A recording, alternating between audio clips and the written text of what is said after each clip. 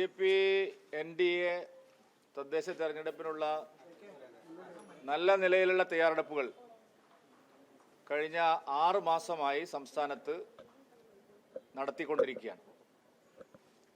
വ്യാപകമായ രീതിയിലുള്ള election management പ്രവർത്തനങ്ങൾ കേരളത്തിലെ ഏതാണ്ട് എല്ലാ വാർഡുകളിലും ഞങ്ങൾ സുസജ്ജമായ രീതിയിൽ തയ്യാറാക്കിയിട്ടുണ്ട്. വ്യക്തമായ ഒരു സന്ദേശം മുന്നിൽ വെച്ചുകൊണ്ടാണ്, ഭാവാത്മകമായിട്ടുള്ള ഒരു സന്ദേശം മുന്നിൽ വെച്ചുകൊണ്ടാണ് ഞങ്ങൾ ഈ തെരഞ്ഞെടുപ്പിനെ നേരിടുന്നത്. കേരളം ഇന്ന് അനുഭവിച്ചുകൊണ്ടിരിക്കുന്ന വികസന പ്രതിസന്ധിക്ക് ഒരു ശാശ്വതമായ പരിഹാരം ജനങ്ങൾ മുന്നോട്ട് വെക്കണമെന്നുള്ള അഭ്യർത്ഥനയുമായിട്ട് എല്ലാ തദ്ദേശ സ്ഥാപനങ്ങളിലും അതാത് പ്രദേശത്തെ വികസന അജണ്ട ജനങ്ങളുമായി ചർച്ച ചെയ്ത് ആ അജണ്ട മുമ്പിൽ വെച്ചുകൊണ്ടാണ് ഞങ്ങൾ ഈ തെരഞ്ഞെടുപ്പിനെ നേരിടുന്നത്. പൊതുവായ രാഷ്ട്രീയ സാഹചര്യങ്ങളും LDF ഗവൺമെൻറ്റിനെതിരായിട്ടുള്ള ജനവികാരവും ശരിയായ നിലയിൽ ചർച്ച ചെയ്യപ്പെടുന്നുണ്ട്.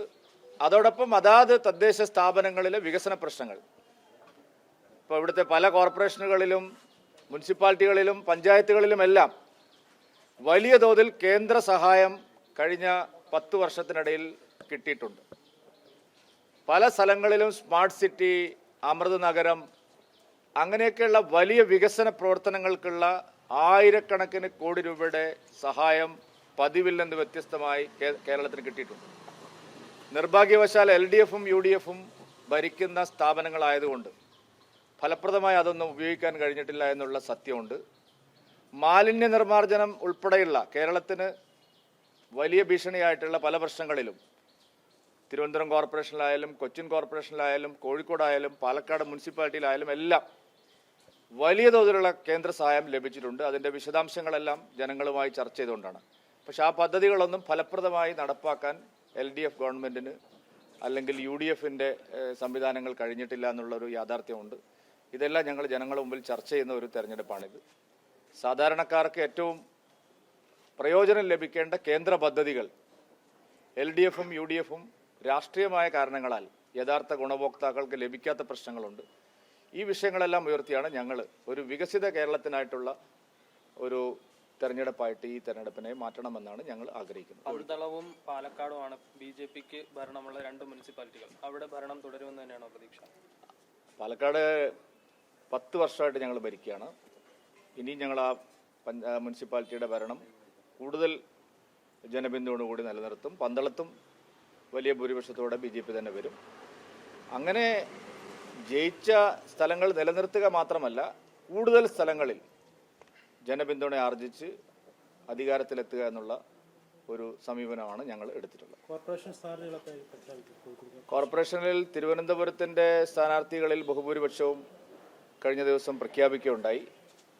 കോഴിക്കോട് കോർപ്പറേഷനിൽ സ്ഥാനാർത്ഥി പട്ടികയുടെ അന്തിമ രൂപമായിട്ടുണ്ട്. വൈകാതെ ആ സ്ഥാനാർത്ഥി പട്ടിക പ്രഖ്യാപിക്കാൻ സാധിക്കും. എല്ലായ്പ്പോഴും പ്രധാനപ്പെട്ട ചുമതലയുള്ള ആളുകളും ജനപിന്തുണയുള്ള പാർട്ടിക്കാരോടൊപ്പം തന്നെ മറ്റ് പ്രമുഖരായിട്ടുള്ള ആളുകളും അങ്ങനെയുള്ള ഒരു സമീകൃതമായിട്ടുള്ള പട്ടികയായിരിക്കും ഞങ്ങൾ തയ്യാറാക്കുന്നത്. ഈ കോഴിക്കോട് LDF BJPയുമായി ചില ധാരണയുണ്ടാക്കിയെന്നൊക്കെ UDF ആരോപിക്കുന്നുണ്ട്. അല്ല, UDF ഇപ്പോൾ തിരുവനന്തപുരത്ത് നടത്തിക്കൊണ്ടിരിക്കുന്നത് LDFനെ സഹായിക്കാനുള്ള ഒരു നീക്കമാണ്. അത് മറച്ചു വെക്കാനാണ് ഈ പ്രചരണം നടത്തുന്നത്. തിരുവനന്തപുരത്ത് കോർപ്പറേഷൻ ഭരണം BJP പിടിക്കും എന്ന് മനസ്സിലാക്കിയിട്ടാണ് K മുരളീധരൻ സംഘവും അവിടെ ഇപ്പോൾ ചില പ്രവർത്തനങ്ങൾ നടത്തിക്കൊണ്ടിരിക്കുന്നത്. അല്ലാതെ UDFന് എന്തെങ്കിലും നേട്ടം ഉണ്ടാക്കാൻ വേണ്ടിയിട്ടല്ല. തൃശ്ശൂരിൽ പരീക്ഷിച്ച് പരാജയപ്പെട്ട ഒരു സ്ട്രാറ്റജി വീണ്ടും UDFും K മുരളീധരനും തിരുവനന്തപുരത്ത് എടുക്കുകയാണ്. അത് അവിടെ പരാജയപ്പെടും. കോഴിക്കോട് ഈ പറയുന്നതിൽ തന്നെ യാതൊരു, കോഴിക്കോടെന്നല്ല, കേരളത്തിൽ ഒരിടത്തും ഞങ്ങൾ ഒരു വാർഡിൽ പോലും ഞങ്ങൾ ഏതെങ്കിലും മുന്നണിയുമായിട്ട് ധാരണ ഉണ്ടായിട്ടുണ്ടെങ്കിൽ കഴിഞ്ഞ കാലങ്ങളിൽ നടപടി എടുത്തിട്ടുണ്ട്. ഞങ്ങൾ മാത്രമേ അത് എടുത്തിട്ടുള്ളൂ. അതേസമയം കേരളത്തിലെ പല തദ്ദേശ സ്ഥാപനങ്ങളിലും LDF UDF ഒരുമിച്ച് ഭരിക്കുകയാണ്. ചെങ്ങന്നൂർ, മാവേലിക്കര, കോട്ടയം, പല സ്ഥലങ്ങളിലും BJP ജയിച്ച തദ്ദേശ സ്ഥാപനങ്ങൾ, തിരുവനന്തപുരത്തെ ഉൾപ്പെടെയുള്ള പഞ്ചായത്തുകളിൽ LDF UDF പരസ്യമായ സഖ്യമാണ്. അവരാണ് മറ്റുള്ളവരെ കുറിച്ച് ആക്ഷേപം പറയുന്നത്. ഈ ജമാഅത്ത് ഇസ്ലാമിയൊക്കെ മാറ്റി നിർത്തിക്കൊണ്ടാണ് UDF ഈ തെരഞ്ഞെടുപ്പ് മത്സരിക്കാൻ പോകുന്നതാണ്. അത് വെറും പച്ചക്കള്ളമല്ലേ. പാലാ മുനിസിപ്പാലിറ്റിയിൽ, ഈരാറ്റുപേട്ടയിലൊക്കെ UDF, ജമാഅത്തെ ഇസ്ലാമി, PFI ഒക്കെ ആയിട്ട് ഒരുമിച്ചാണ് മത്സരിക്കുന്നത്. വെൽഫെയർ പാർട്ടി, അതിൻ്റെയൊക്കെ വിശദാംശങ്ങൾ പുറത്തു വന്നിട്ടുണ്ടല്ലോ. UDF നേതാക്കൾ പറഞ്ഞത് ഞങ്ങൾ പരസ്യ സഖ്യത്തിനില്ലെന്നാണ്. പക്ഷെ പരസ്യ സഖ്യം ഇപ്പോൾ ഉണ്ട് എന്ന് പറഞ്ഞാൽ രഹസ്യമായ സഖ്യമില്ലെന്ന് അവർ പറഞ്ഞിട്ടില്ല. അവർ ഓൺ ചെയ്ത സഖ്യമാണ് ജമാഅത്തെ ഇസ്ലാമിയുമായിട്ട്. അത് നിർബാധം കേരളത്തിൽ ഇപ്പോഴും നടക്കുന്നു.